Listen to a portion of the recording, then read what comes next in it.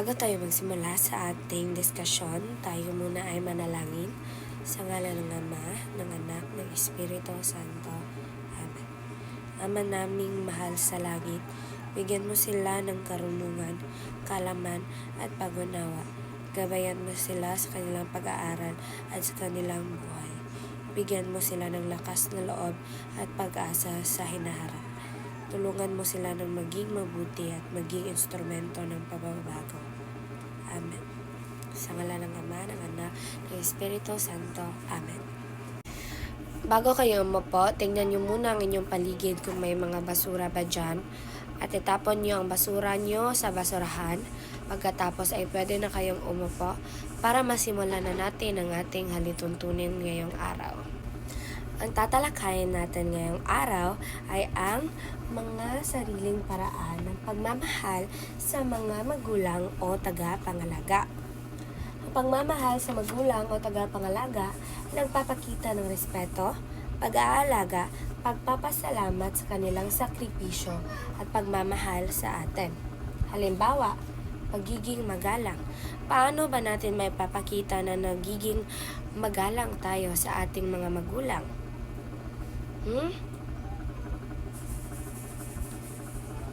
Tama. Pagmano sa ating mga magulang kagagaling ng eskwela or kagagaling ng lakad. Tayo ay magmamano sa ating mga magulang para ipapakita natin ang ating paggalang sa kanila or gumamit tayo ng po at opo kapag tayo ay nagsasalita sa kanilang harapan. Pangalawa, pagtulong sa gawaing bahay. Paano naman natin may papakita na tayo ay tumulong sa gawaing bahay? Tama, maglilinis. Ano pa? Paghugas ng pinggan. Tama. Ano pa? Pagwalis, tama, at marami pa. Pwede natin yan ipakita sa ating mga magulang ang pagtulong sa gawaing bahay upang kahit ilang minuto ay makapagpahinga ang ating mga magulang para naman maipakita natin na mahal natin sila. Pangatlo is pag-aaral ng mabuti. Ang pag-aaral ng mabuti ay ang pinaka-importante na maipapakita natin sa ating mga magulang na mahal natin sila. Bakit? Para makita nila na ang kanilang pinag-aaral ay nag-aaral ng mabuti. Hindi nagluloko sa eskwelahan. Nag-aaral sila ng mabuti para makita nila na ang kanilang pinag-aaral ay nasa tamang daan. At doon nila malalaman na, mahal talaga ako ng anak ko. Dahil nakikita niya na nag-aaral ka ng mabuti, gumagawa ka ng assignments sa bahay niyo, at may medal ka pagkatapos ng klase or star sa kamay. Diba?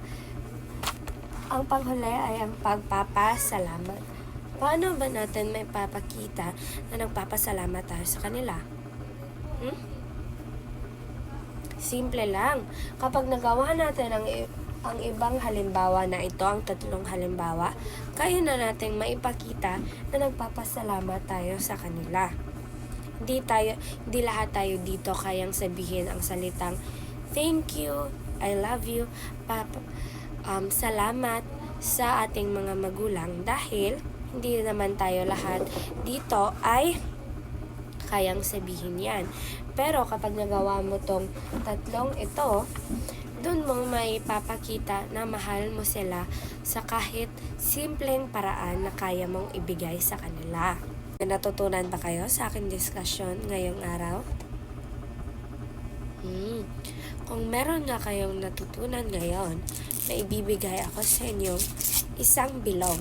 Sa magkabila ay may dalawang iba't ibang kulay. Isang kulay asul at isang kulay pilak. ang kulay asul ay nagsisimbolo ng tama. At ang pilak naman ay nagsisimbolo ng mali. So, may sasabihin ako sa inyong mga salita. At kung sa tingin nyo ang aking sasabihin ay tama, papakita nyo ang pilak. Tataas nyo ito kung ito ay tama. Pero kung ito ay mali, itataas nyo ang kulay pilak. So nagkakaintindihan ba tayo? Sige. Una, mag-aral ng mabuti ang mga bata. Magaling. Ito ay tama. Kulay asul. Hindi pumasok ang mga bata sa paaralan. Tama ba ito or mali? Mali. So ano ang kulay? Pilak. Pangatlo, maglinis ng bahay. Kulay asul. Magaling. Pang-apat, magsabi ng po at opo sa nakakatanda at magmano pag-auwi at pagpunta ng eskwelahan. Tama, asul. At panghuli, mag-cellphone buong maghapon. Tama ba ito or mali? Isa itong mali, kaya kulay pilak. Magaling. Intindihan nyo tayo ngayon at tapos na tayo sa ating diskusyon. Magbibigay lamang ako ng isang takdang aralin na kailangan gawin nyo sa inyong tahanan. Magsusulat lang kayo ng isang liham sa inyong mga magulang at ilalagay nyo doon kung gaano kayo nagpapasalamat at kung gaano nyo sila kamahal. At bukas, dapat may perma na sa inyong mga magulang sa labas ng liham. Dapat may perma doon sa iyong mga magulang na ito ay nabasa nila. At kukunin ko yon bukas. Kakaintindihan ba tayo?